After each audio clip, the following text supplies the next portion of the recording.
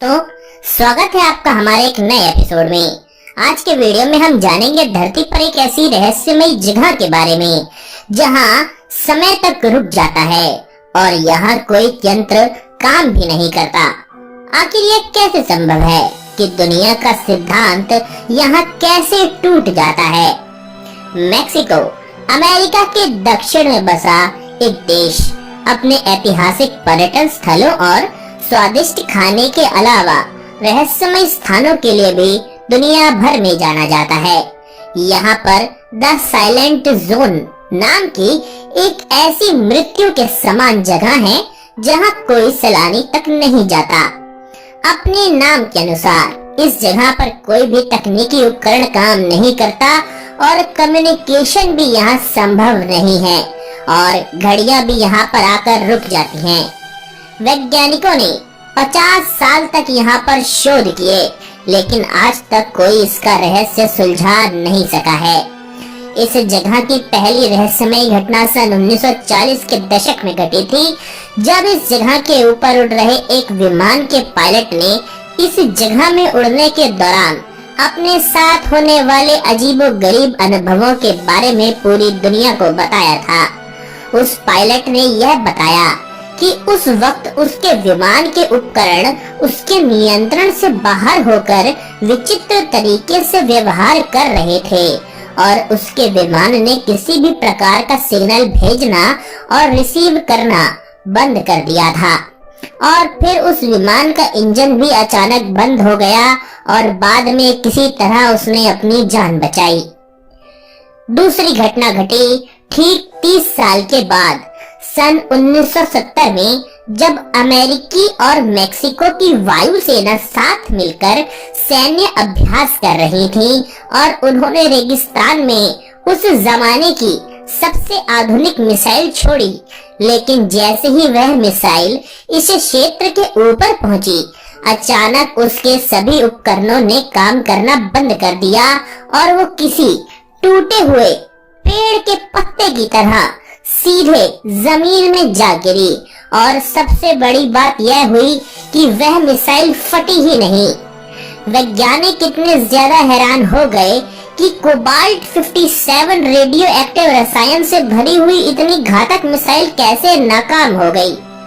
दुर्घटना के कारणों को जानने के लिए अमेरिका वायुसेना ने मेक्सिको की सरकार से अनुरोध किया, तो मैक्सिकन गवर्नमेंट ने अमेरिकी वायुसेना के अधिकारियों को उस इलाके की छानबीन और शोध करने की अनुमति प्रदान की। वैज्ञानिकों ने अपने शोध में यह पता लगाया कि वहां किसी भी प्रकार का कोई सिग्नल, चाहे वो रेडियो एक्टिव हो या इलेक्ट्रोमैग्नेटिक, काम नहीं कर सकता।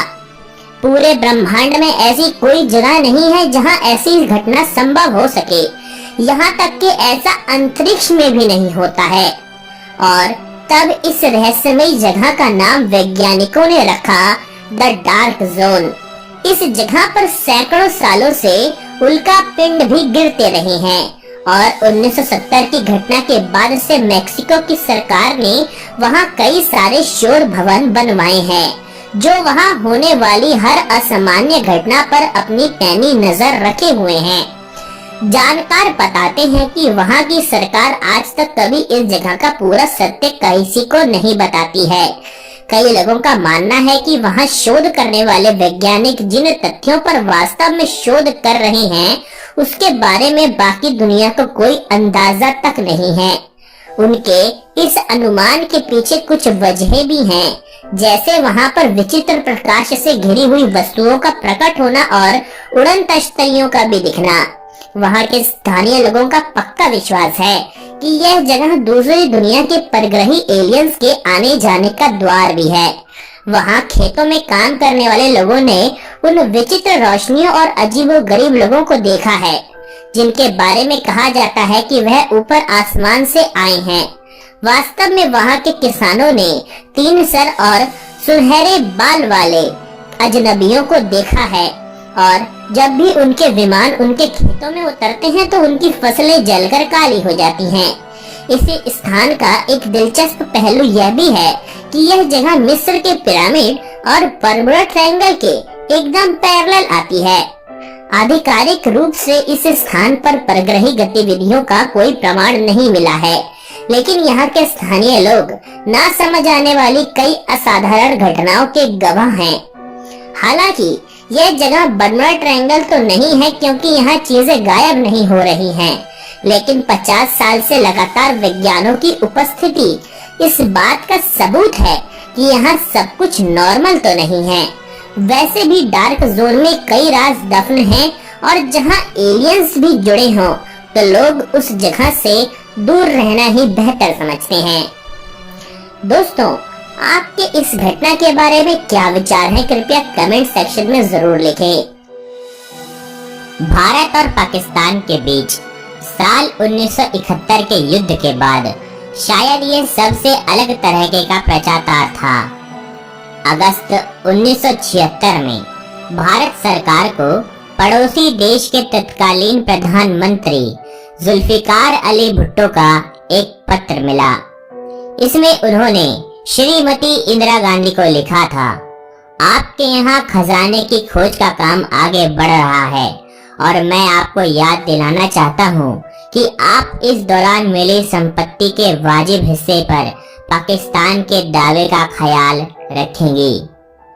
भारत और पाकिस्तान के बीच संपत्तियों के बंटवारे को लेकर विवाद चलते रहे हैं। 3-4 साल पहले लंदन की अदालत में चल रहा वह मामला भी चर्चा में आया था, जिसे हैदराबाद फंड के नाम से जाना जाता है। आजादी के पहले हैदराबाद के निजाम की करोड़ों रुपए की रकम ब्रिटेन के एक बैंक में जमा थी, और आज इसके स्वामित्व को लेकर भारत, पाकिस्तान और नवाब के वंशजों के बीच लंदन में मुकदमा चल रहा है। हालांकि यहाँ हम जिस मामले का जिक्र कर रहे हैं उसमें सबसे ज्यादा मजेदार बात है कि खजाना मिलने के पहले ही पाकिस्तान के प्रधानमंत्री ने इसमें हिस्सेदारी मांग ली थी। यह घटना जयपुर राजघराने से संबंधित है और खजाने की खोज का अभियान जयपुर के नजदीक बने जयगढ़ किले में चलाया गया था। यह किला राज सिंह जय सिंह ने 1726 में बनवाया था। यह एक सुरंग के जरिए आमेर किले से भी जुड़ा हुआ है, जिसे साल 1592 में राजा मान सिंह ने बनवाया था। मान सिंह अकबर के दरबार में सेनापति थे और अकबर की पहली राजपूत रानी हरका बाई के भतीजे भी थे। ऐसा माना जाता है कि हरका बाई को ही जोधा बाई के नाम से भी जाना जाता था। राजा मान सिंह ने मुगल सेना का नेतृत्व करते हुए कई लड़ाइयां जीती थीं। कहा जाता है कि ऐसी ही एक लड़ाई के लिए वे अफगानिस्तान तक चले गए थे। वहां उन्होंने विद्रोह को तो कुचला ही, टनों सोना चांदी लूटकर अपने साथ भी ले आए। कहा जाता है कि यह संपत्ति उन्होंने मुगल सल्तनत के हवाले ना करके आमेर के किले में कहीं छिपा दी थी। आमेर जयगढ़ किले के बारे में लंबे अरसे से यह कयास आते जा रहे हैं कि यहाँ तहखानों में मानसिंह के द्वारा गुप्त खजाना छिपा हुआ आज भी रखा है। अरबी भाषा की एक पुरानी किताब हफ्त तिलिस्मते अंबरी यानी अंबेर के 7 खजाने में से इसी बात का जिक्र है कि किले में अकूत सोना चांदी छिपा हुआ है। जयगढ़ किले के नीचे पानी की 7 विशालकाय टंकियां बनाई गई हैं। माना जाता है कि खजाना इन्हीं में से किसी में छिपाया गया था। इस खजाने की चर्चा साल 1976 में दुनिया भर में हुई। उस समय जयपुर राजघराने की प्रतिनिधि महारानी गायत्री देवी थीं। स्वतंत्र पार्टी के टिकट पर लोकसभा चुनाव लड़ते हुए लगातार 3 बार कांग्रेस प्रत्याशियों को हराने वाली गायत्री देवी इंदिरा गांधी की प्रबल विरोधी थीं। 1975 में जब देश में आपातकाल लगा तो गायत्री देवी ने भी इसका विरोध किया था। हालांकि इस दौरान उन्हें बाकी विपक्षी नेताओं की तरह Misa maintenance of internal security act के तहत जेल नहीं भेजा गया। उन्हें विदेशी मुद्रा कानून उल्लंघन का आरोप लगाकर जेल भेजा गया था। बाद में इसी आधार पर जयगढ़ किले में आयकर अधिकारियों ने अपना छापा मार दिया। कहा जाता है कि यह कार्रवाई किले में कथित रूप से छिपाए गए खजाने की तलाश में गुपचुप तरीके से करी गई थी। आयकर विभाग के साथ साथ इस कार्रवाई में पुलिस के दस्ते भी शामिल थे। बाद में सेना की एक टुकड़ी भी इस काम में लगाई गई। उस वक्त 3 महीने तक जयगढ़ किले में खजाने की खोज का काम चला था, वह भी दिन रात। जब यह जांच खत्म हुई तो सरकार ने आधिकारिक रूप से कहा कि किले में कोई खजाना नहीं है, लेकिन सरकार के इस बयान पर कई लोग आज भी संदेह जताते हैं। इसकी सबसे बड़ी वजह यह है कि जब सेना ने अपना अभियान समाप्त किया तो उसके बाद एक दिन के लिए दिल्ली जयपुर हाईवे आम लोगों के लिए बंद कर दिया गया। कहा जाता है कि इस दौरान जयगढ़ किले के खजानों को ट्रकों के अंदर छुपा के भर के दिल्ली लाया गया था और सरकार इसे जनता की नजरों से छिपा कर रखना चाहती थी। हाईवे बंद होने की पुष्टि कई विश्वसनीय स्रोतों से होती है, लेकिन सरकार ने कभी इसका स्पष्टीकरण नहीं दिया कि उन्होंने आखिर एक दिन के लिए हाईवे क्यों बंद किया था। खुद गायत्री देवी ने भी हमेशा इस बात से इनकार किया कि जयगढ़ किले से सरकार को कोई खजाना मिला था। उनके जीवनीकार धर्मेंद्र कंवर भी एक मीडिया रिपोर्ट में यही कहते हैं कि इतिहासकारों के एक तबके की यह राय भी है कि जयगढ़ किले में खजाना था, तो लेकिन राजा जयसिंह ने उसी की मदद से जयपुर शहर विकसित किया और इसीलिए पूरी संपत्ति खत्म कभी भी नहीं हो पाई। लेकिन राजघराने के कुछ सदस्य इस राय से इत्तेफाक नहीं रखते। वे दावा करते हैं कि छापे में कार्रवाई में सरकार को किले में जमा सारी संपत्ति का कुछ न कुछ हिस्सा जरूर मिला था। एक बात यह भी कही जाती है कि साल 1977 में जनता पार्टी की सरकार आने के बाद जयपुर राजघराने को किले से बरामद संपत्ति का कुछ हिस्सा लौटाया भी गया था। हालांकि इन सभी दावों के बीच कोई भी पक्ष पुख्ता तौर पर खजाने के बारे में आज भी कुछ नहीं बताता। जहां तक जुल्फिकार अली भुट्टो के पत्र की बात है तो उन्हें दिसंबर 1976 में आधिकारिक पत्र के जरिए जवाब दिया गया था, जिसमें इंदिरा गांधी ने लिखा था कि हमने अपने पूरे कानूनी सलाहकारों से कहा था कि वे आपके द्वारा पाकिस्तान की तरफ से दिए गए दावे का ध्यान से अध्ययन करें, लेकिन उनका साफ साफ कहना है कि इस दावे का कोई भी कानूनी अधिकार नहीं है और वैसे यहाँ खजाना जैसा भी कभी कुछ नहीं मिला है।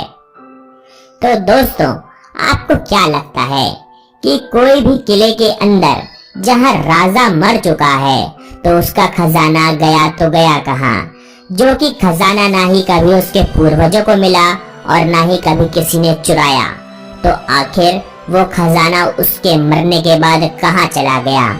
या तो यह सरकार को मिल गया या फिर ये आज भी उसी किले के अंदर कहीं ना कहीं कोई रहस्यमय तहखाने में दफन है, एक इंतजार में कि कभी तो कोई आएगा।